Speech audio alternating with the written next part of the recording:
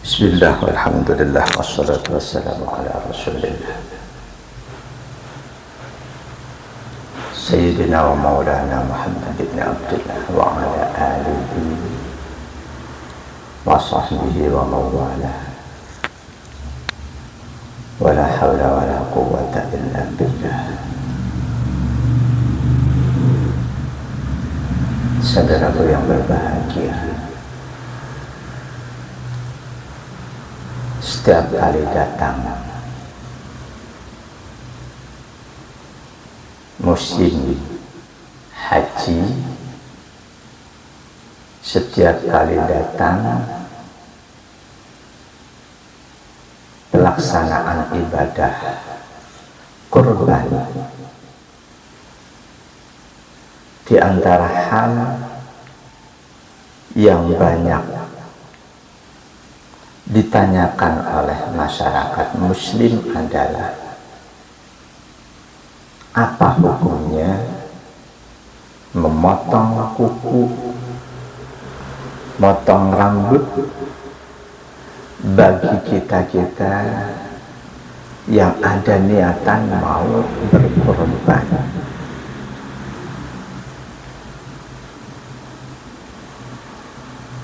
Ada mengatakan haram, tidak boleh potong kuku, gak boleh potong rambut bagi siapapun yang sudah niat untuk berkorban. Ada juga yang mengatakan makruh, tidak sampai pada tingkatan haram.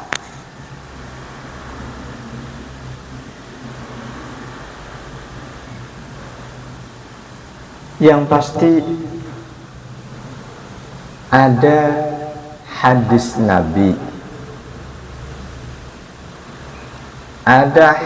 Nabi, yang melarang siapapun yang ada niat berkorban, begitu masuk 1 Dzulhijjah sampai hewan korbannya disembelih, itu yang berkorban oleh Rasul tidak boleh memotong kuku atau memotong rambut. Ada hadis yang melarang hal itu.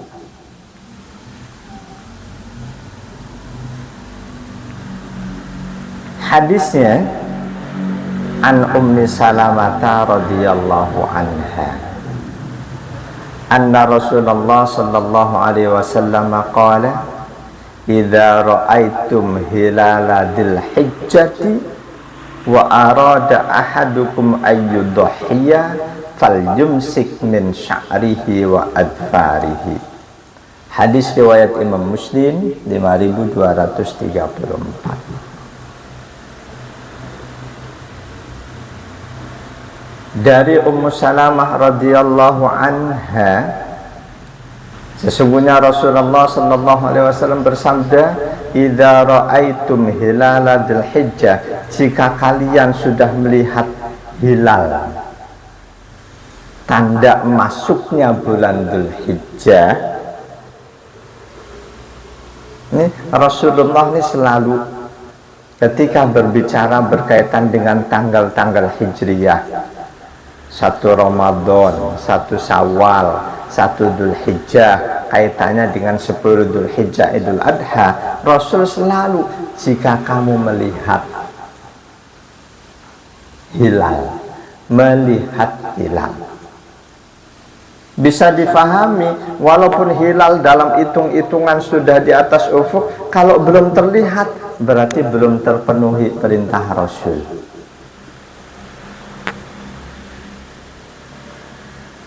Paham? Jadi tidak sekedar wujud hilal, tidak sekedar adanya hilal, tapi hilal itu terlihat atau tidak. Ini yang diperintahkan oleh Rasulullah Muhammad sallallahu alaihi wasallam.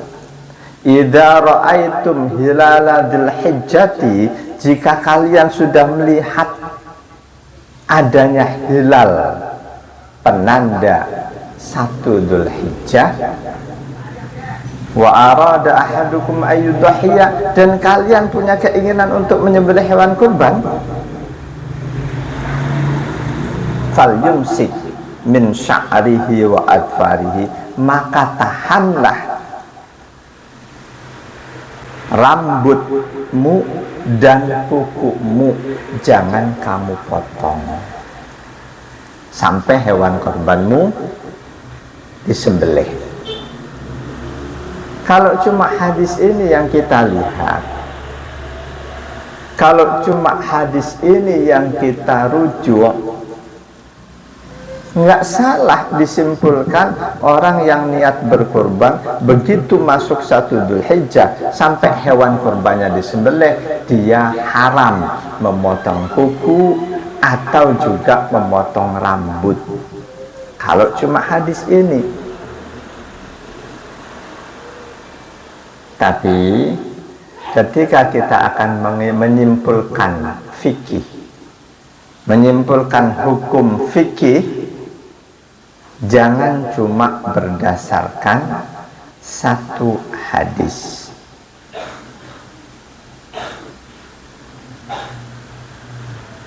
Jangan cuma berdasarkan satu hadis apabila di dalam masalah yang sama ada hadis lain yang berbeda. Ternyata dalam urusan ini, urusan boleh tidak orang yang mau berkorban potong kuku atau potong rambutnya, ada hadis lain. Kalau tadi dari Ummu Salamah, hadis yang lain ini yang sepintas kontradiksi dengan hadis tadi dari Siti Aisyah radhiyallahu anha.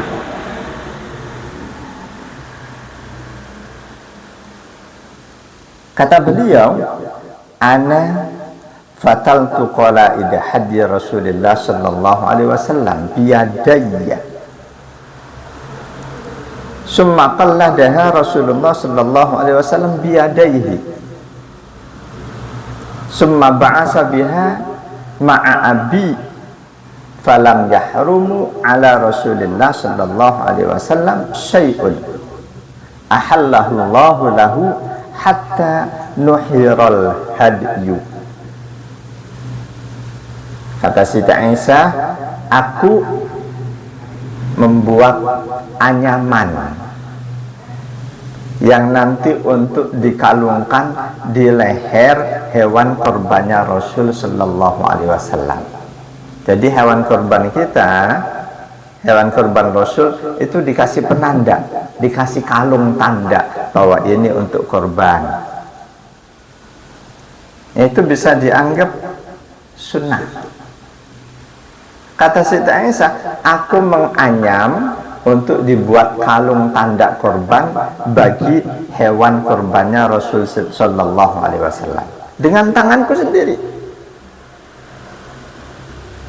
Summa qalladaha Rasulullah sallallahu alaihi wasallam biyadaihi, lalu begitu sudah jadi oleh Rasul, dikalungkan langsung dengan kedua tangan beliau yang mulia, dikalungkan di leher hewan kurban beliau. Setelah hewan kurban itu dikasih tanda kalung, summa ba'asa biha ma'a abi, lalu hewan itu dikirim bersama ayahku Abu Bakar As-Siddiq, dikirim ke tempat pemotongan di Mekah. Jadi Rasul mengirimkan hewan kurban untuk disembelih. Falam yahrum ala Rasulullah sallallahu alaihi wasallam syai'un, tidak ada sesuatu pun yang diharamkan atas Rasul, tidak ada sesuatu pun yang haram bagi Rasul. Ahallallahu lahu, sesuatu yang memang dihalalkan oleh Allah. Potong kuku halal, bahkan sunnah. Potong rambut sunnah. Ketika Rasul niat menyembelih hewan kurban, hal yang disunnahkan ini tidak diharamkan untuk beliau. Sampai kapan? hatta nuhirul hadyu, sampai hewan kurbannya disembelih.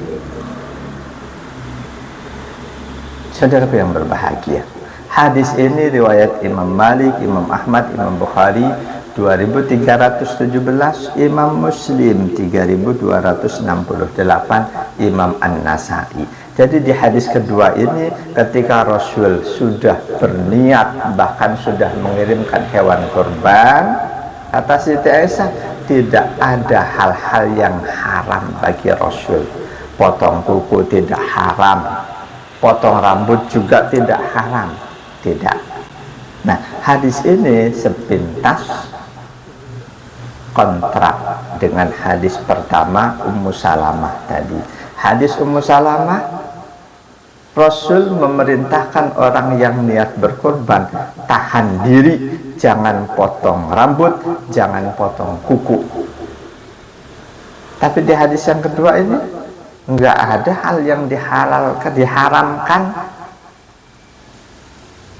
Enggak haram potong kuku, enggak haram potong rambut.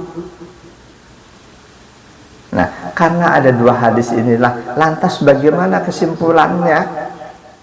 Apakah potong kuku itu haram, potong rambut haram, atau sekedar makruh? Dalam kitab Al-Fiqhul Islami wa Adillatuh, Syekh Profesor Dr. Wahbah bin Mustafa Az-Zuhaili,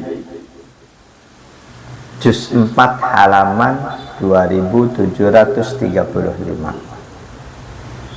Di situ kesimpulannya bisa kita baca, wa qala al-malikiyyah wa syafi'iyyah wa jama'atun minal hanabilati al-mustahabbu li muridit tadhiyati idza dakhala alaihi aslun min dil hijjati alla yahlika sa'rahu wa la yaqlima adfarahu hatta yudhiyah. Dalam pandangan ulama madhab Maliki, ulama madhab Syafi'i, dan sebagian ulama madhab Hambali, disunnahkan bagi siapapun yang akan berkurban, begitu masuk bulan Dzul Hijjah, disunnahkan untuk tidak memotong rambutnya, tidak memotong kukunya, sampai hewan kurbannya disembelih. Bal yukrahu lahu dzalik, makruh ketika hal itu dia lakukan, makruh, bukan haram. Jadi ulama madhab Maliki, ulama madhab Syafi'i,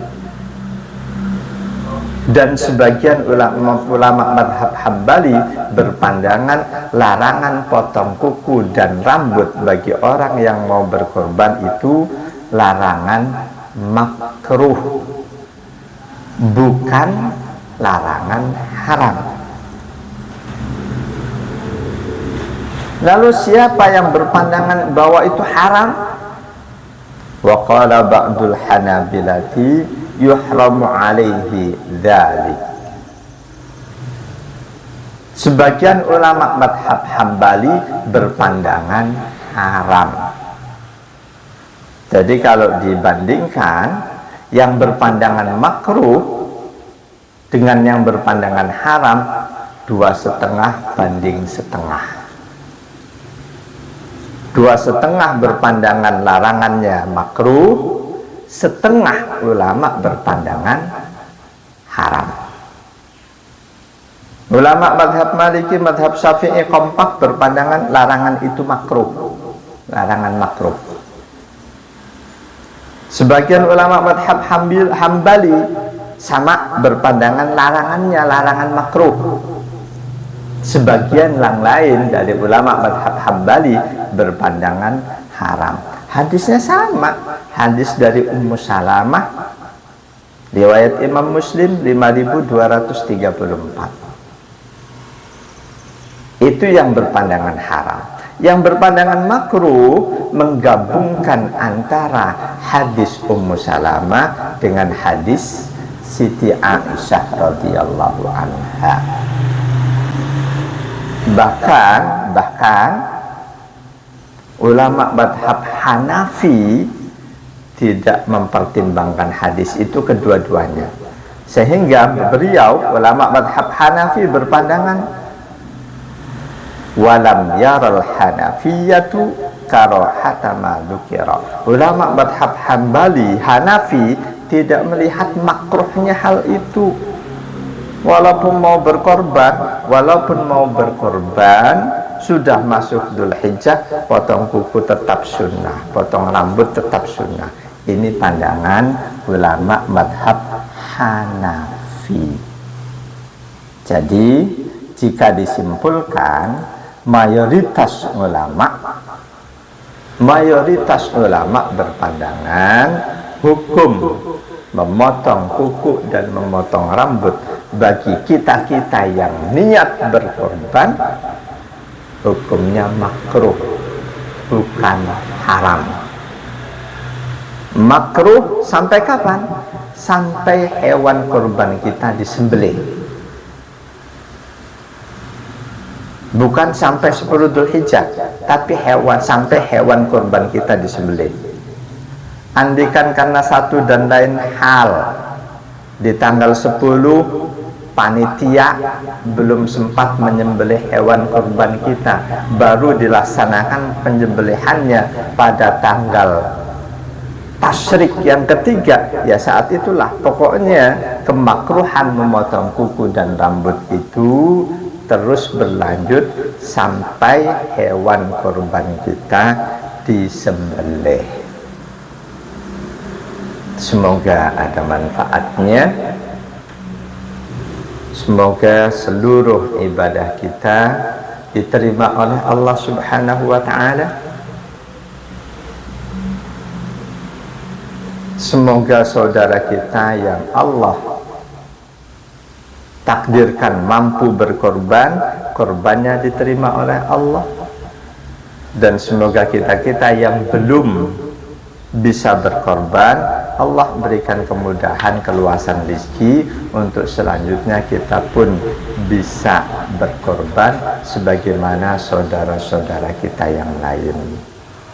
Amin ya rabbal alamin.